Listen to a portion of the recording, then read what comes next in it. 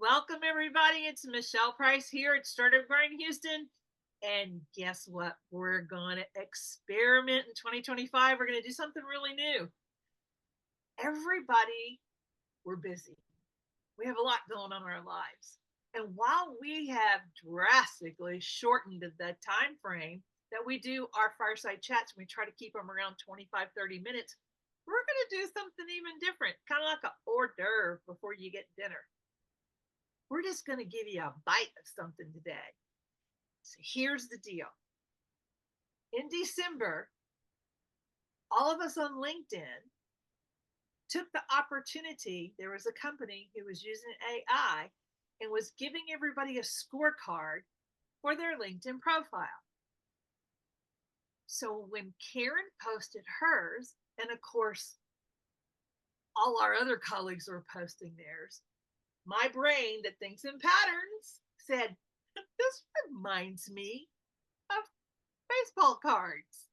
How the kids would trade all the baseball cards and look at the player stats. So we're looking at each other's stats and what topics and things that we said that, bubble up and surface as being the most common, the most important from our content on LinkedIn. And so I said, hey, Karen, this reminds me of baseball cards. I said, oh my God. And it also brought a new memory to me. All of a sudden, I was thinking back to when I was in high school and I played baseball.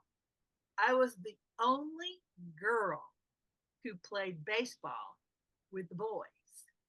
They didn't let any other girls play. And I also played one of the toughest spaces, first base, because I had long legs and I could really catch those balls. And I bring it up because what kind of things influenced you as a young girl that you carried on through into as an adult? And how do you show up with that? For me, being able to play on the boys' team and being accepted and being a really good player, I notice what happens is when I walk into a room, when I walk into a meeting, when I walk onto a stage or I'm behind the mic, I have a whole different level of confidence than most do. I'm showing up like that girl on first base, ready to catch your ball and call you out.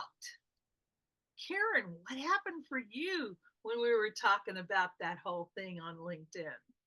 Well, Michelle, as soon as you mentioned baseball, I thought of the sport that I participated in when I was younger, and that was also, I would say, somewhat male dominated, not fully, but I studied karate when I was in my early teens. And it was a great experience for me, and I enjoyed doing it. But there definitely was a lack of representation of girls in the sport. And I do remember being at a tournament and competing against other women in sparring and also in our katas, like the forms. And I thought, and a lot of us received trophies. And I thought, did I compete enough against enough other girls to deserve this trophy? And had this sort of complex around it. Didn't want to be photographed with the trophy because I hadn't answered that question for myself. And I was like, well, there weren't as many girls competing as there were boys. And looking back, I feel like that's not necessarily a relevant question because the very fact of being a participant there is entry into the competition regardless of how many people we're competing against or not. Like, and just the idea of pursuing something that may seem hard or wasn't meant for us is actually already an accomplishment. And honestly, it also made me think of a lot of deeper things, like how I credit my parents for not necessarily following sort of the traditional gender guidelines whenever we were making decisions around things that I was doing as a child. And my dad, who, always empowered me to take care of myself. Like, he didn't necessarily consider himself a feminist. I think of him as one, but, taking care of my car, like taking care of home projects on my own. Like, if you need to do this, then you need to know how to do this. And regardless of whatever your situation is or who you may or may not be able to rely on to do certain things that are sort of classified as like things that women don't usually do. I mean, I think a lot of that is changing now. But yeah, and additionally, um, he also gave me this sense of empowerment, not only from the way that he raised me and had me, sort of thinking about myself and taking care of myself, but he also always encouraged me to seek justice, and to know that I deserve to be treated well and to speak up at times when I felt like I wasn't being treated well. So those little cards that we generated on LinkedIn, I feel like we can analyze them forever and just go so deep into, how we relate to them and how we relate to each other. So I'm so glad that you commented and said the things you said. Yeah, because that's how we learn about each other. That's how we're able to build trust, because we're getting beyond that surface get to know you stuff. And the other thing that I notice is we're all showing up as leaders in our business space. And so it's important for us to be thinking, one, how am I showing up? Mhm. And two, how are my people showing up? And then how are we actually meshing that together? So I know one of the things you and I talked about was, besides sharing our experience and the memory and then how that affects us today, was to share with everybody a self-reflective question. And then we're going to pick a date. We don't have one yet. We'll announce it. We'll email you, but we'll pick a date after this airs so that we can all come together after they've had an opportunity to answer their self-reflective questions. We'll have a conversation together over on LinkedIn. So you want to go ahead and offer your self-reflective question, and then I'll wrap it up? Sure, sure. My question is sort of grounded, I guess, in my experience of feeling empowered, as I was growing up.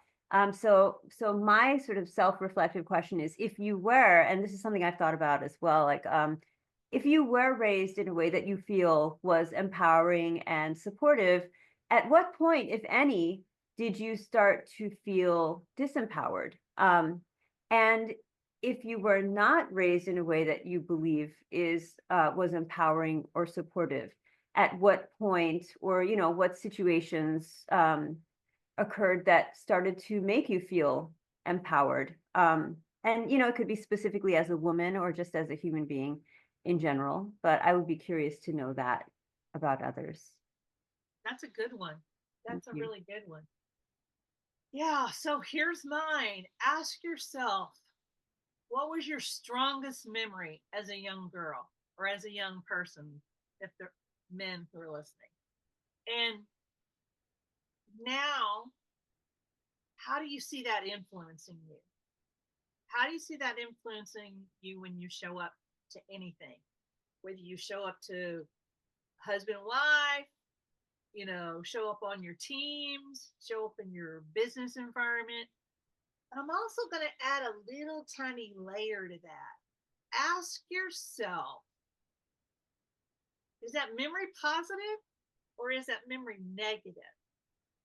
And if it's negative, how does it bring you to a state that you can lean into more in 2025? Yeah. So, Karen, tell everybody just a short bit about how they can find you, what you do, and then we'll wrap it up and we'll see what people tell us. Thank you, Michelle. I actually empower women of color leaders to leverage their power in the workplace so they can achieve the recognition, compensation, opportunities that they sort of rightfully deserve and are sometimes denied because of the way our system works. So we talk a lot about power dynamics and how to move through toxicity, especially as things get tougher, as we move up in hierarchical systems, which a lot of our organizations are. And people can find me on LinkedIn. And you can also check out my website, karenpatwaconsulting.com, and feel free to join our newsletter if you're interested in content around the leadership of specifically women and women of color. And I'll put those links in the event file to make it easier for people to just click. Yeah. So those of you who may not have heard me say this, I'm going to go ahead and share. Karen and I talked about it earlier today. I'm going to go ahead and share my vision and who I work with. And that is, my vision is to see 75% deliberately silenced voices at all decision-making tables everywhere. I work with CEOs and senior leaders to help them develop their emotional cadence so that they can lead with trust. I want to thank you guys for tuning in with us today at Startup Grind Houston. We can't wait to hear what comes from you thinking about these self-reflective questions that Karen and I offered today. So we'll talk to you again later in February. Thank you, Michelle. Thanks, everyone.